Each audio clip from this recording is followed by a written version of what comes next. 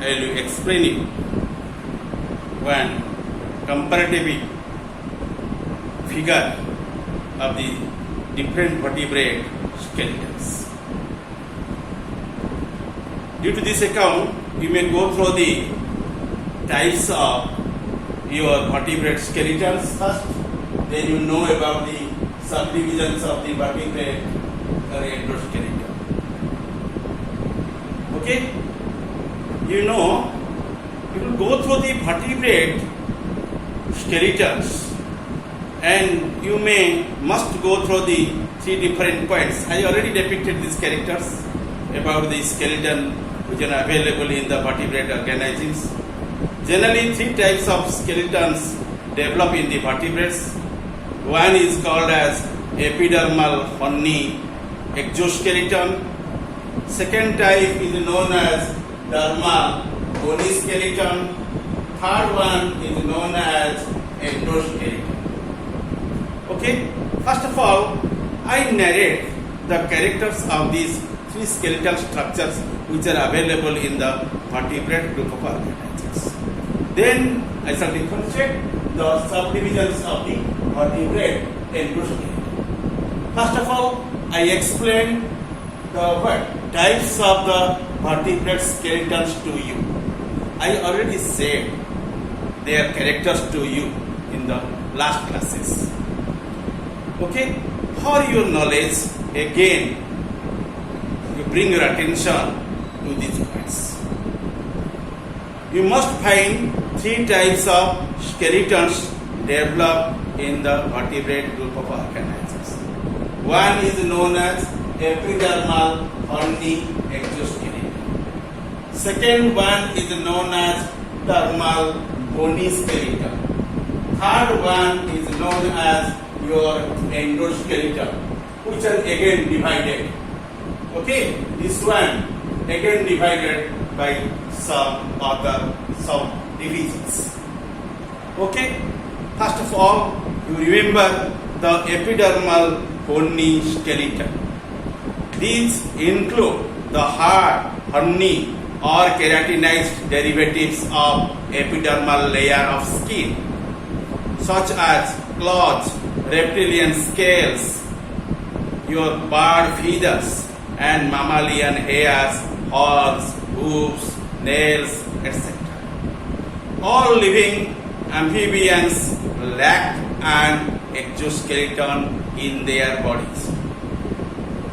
Okay, then you know about the dermal bony skeleton. The dermal bony skeleton is also be derived from the dermis of the skin. Reveal the organism feces. In feces, you must find the scales on its body surface. Those scales, which are differentiated as different names, as your placard scales, cycloid scales, Dinard scales, Ginnard scales, those scales. Okay, these are dermal in origins. These are called as dermal scales. No doubt, these are the bony scales, but they are dermal in origin, so they called as dermal scales. Okay, and you find some plates in some organisms like the reptiles. These are the plates or scuties you also find in there. Okay, like your turtles, turtles in there. In case of fishes, the fin rays also be formed by the what? By the dermal bony skeleton. Okay, in case of deer, the antlers also be dermal bony skeleton by nature.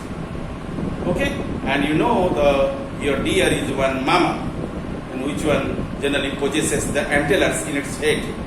Okay, then in fishes, dermal scales become exposed due to the wearing out of the epidermis and form the exoskeleton. Lastly, you know the endoskeleton. The endoskeleton is the greater part of the vertebrate skeleton, lies more deeply, forming the endoskeleton, and it develops from the mesentery in origins. Okay, and at early embryonic stage, endoskeleton is composed of cartilage, and which are replaced by the bone at the end. In most of the adult vertebrates, and such bones deposited in place of pre-existing cartilages are called cartilage or replacement bones. What are the names? That is called as replacement bones. They are distinguished from the dermal or membrane bones, and which is directly from more superficially in dermis without any pre-existing cartilage. Despite this difference in the mode of their development, the two types of bones are similar histologically. Okay, very important features is there in the skeletal system. You find two types of bones. Okay, these are nothing. These are called as your what? Bones, hard bones. Other one is called as soft bones or cartilage bones. Okay, let us know next week about the endoskeleton. You know, the endoskeleton is the skeletal mass which are present inside the viscera or inside the organism, which are giving the proper shape to the organism, and it also produces the ample surface for the dangling of the different organs and organal systems by ligaments. Okay, and you find the what? The organism, the performing the locomotion, and organism can able to perform locomotion by the presence of the endoskeleton. Okay, and the body also remaining as a protected manner internally by the presence of that skeletal frame-like structure, which are giving the mechanical support to the organism also. Okay, let us know about the subdivisions of the vertebrate endoskeleton. Okay, vertebrate endoskeleton. For convenience of study, the endoskeleton of vertebrates is further subdivided into three major categories on the basis of their location in the body, called as axial skeleton, appendicular skeleton, and heterotrophic skeleton.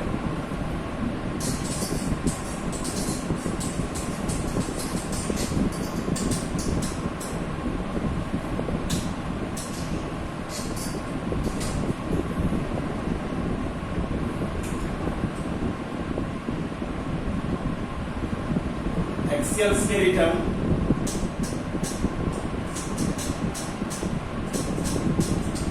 appendicular skeleton,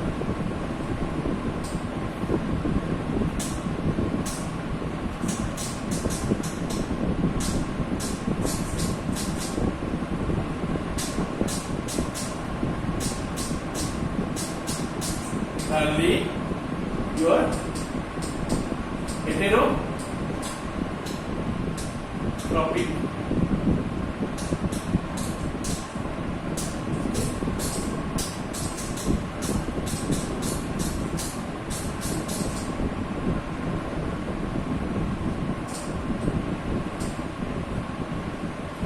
After know the different types of the skeleton, then you will know about the subdivision of the endoskeleton.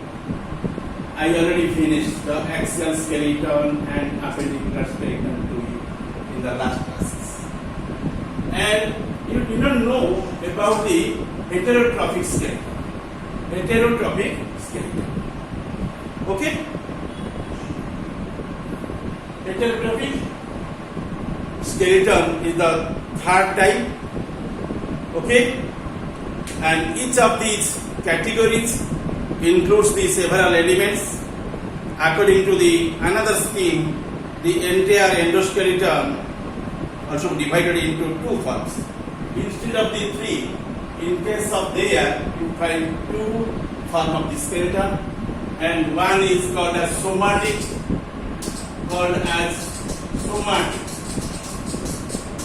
somatic endoskeleton. Other one is called as visceral. Visceral endoskeleton. Okay? T2 remaining to outside, that is called as somatic.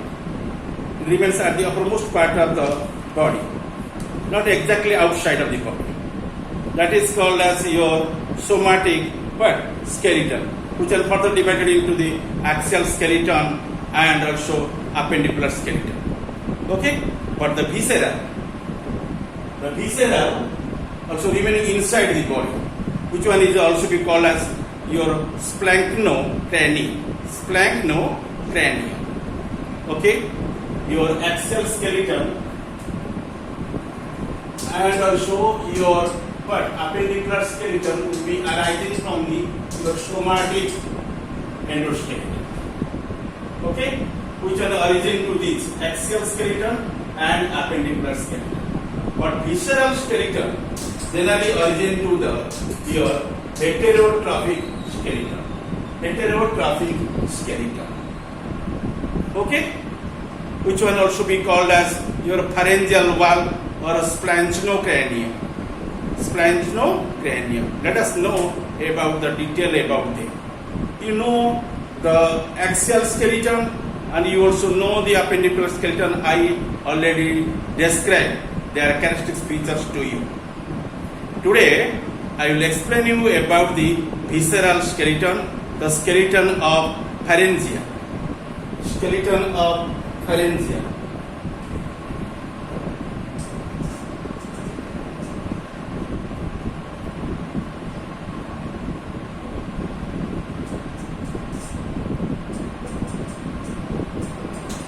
Pharyngeal skeleton is known as your visceral skeleton, otherwise it is known as heterotrophic skeleton.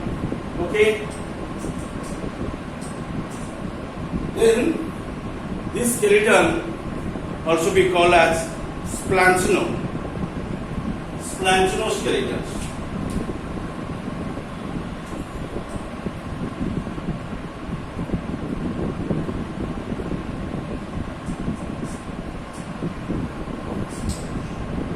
Okay, this one, your pharyngeal skeleton, otherwise called as splanchno skeleton. Okay, the splanchno skeleton or splanchno-cranium, it is called as splanchno skeleton or called as splanchno-cranium. Okay, let us know detail about them. First of all, you know about the skull. I already described the characteristic features of the skull of the vertebrate group of animals. But that is only explained on the basis of your mammals, on the rabbit as well as in the body of the human being. In today, I shall narrate you about the skull of the different type of vertebrate group of animals, from fish to up to the end of the human being. The skeletal structure forming the framework of the vertebrate head is called skull. S-K-U-L-L. Skull. What is skull? The skeletal structure forming the framework of the vertebrate head is called skull. Skull is defined as the skeletal structure forming the framework of the vertebrate head. That is called as the skull. That is known as the skull. And it is an important structure which is derived from the three major embryonic components.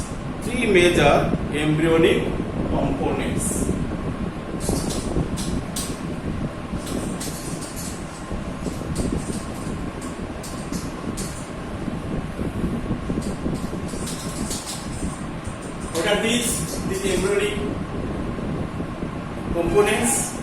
One is called as neurocranium.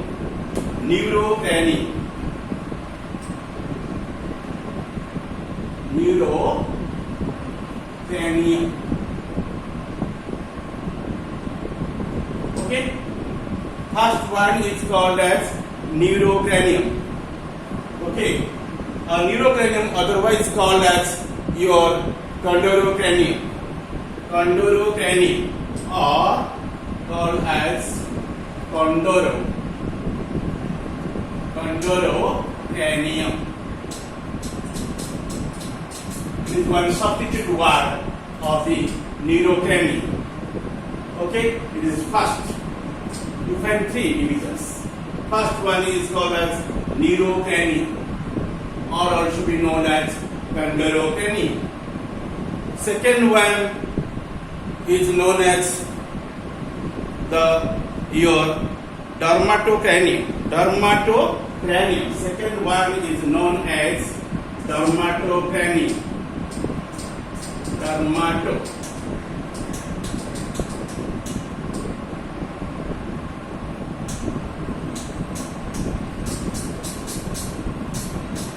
Dermatocranium. And third one is known as your splanchno-cranium. Splanchno.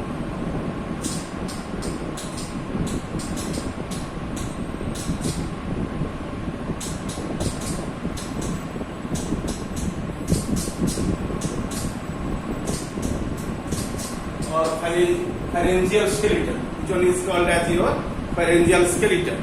That is otherwise called as your splanchno-cranium. Okay?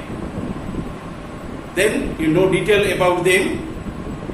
First of all, you know the embryonic components of the three types.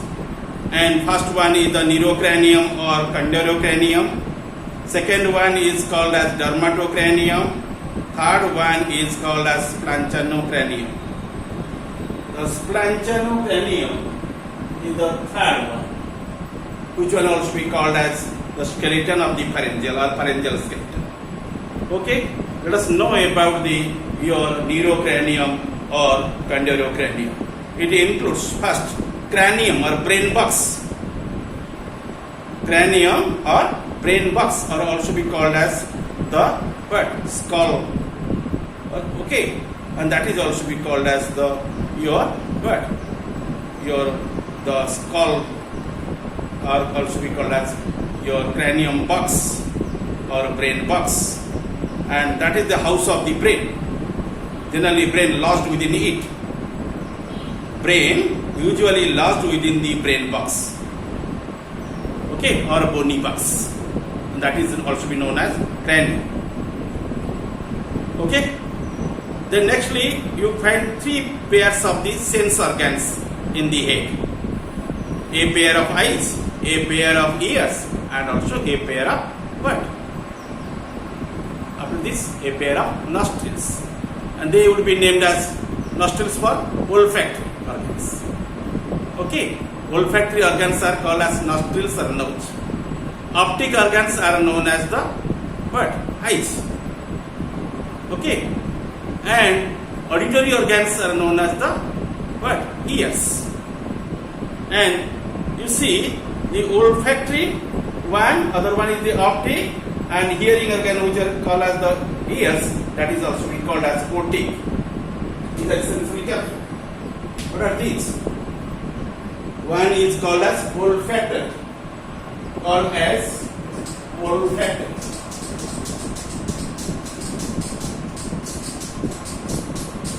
that is refers to the nose. Then you find optic, O-P-T-I-C, optic. Third is known as otic. Optic refers to eye, otic refers to the ear, olfactory refers to the nose. These are these what? Sensory capsules. Okay, you find the three pairs. It is first pair is called olfactory, and second pair is known as optics, third pair is known as otics. Okay, these are your sensory capsules.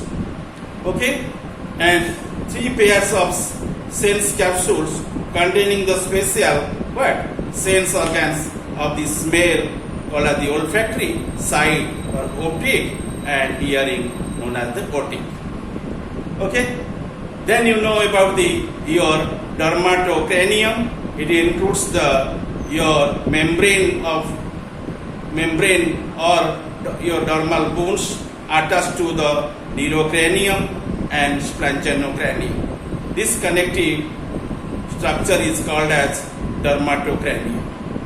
Okay, Dermatocranium is a membrane or dermal bones. Membrane-like bones or dermal bones, they would be attached to the neurocranium with the splanchno-cranium. Thirdly, known as the splanchno-cranium. Splanchno-cranium. The splanchno-cranium is also be called as your skeleton of pharyngeal or pharyngeal skeleton. It includes the visceral skeleton or pharyngeal skeleton. Remember again, and originally forming a series of a paired arches and providing the jaws, support for the tongue, that is called as hyoid, and support for gill regions in case of the aquatic animals.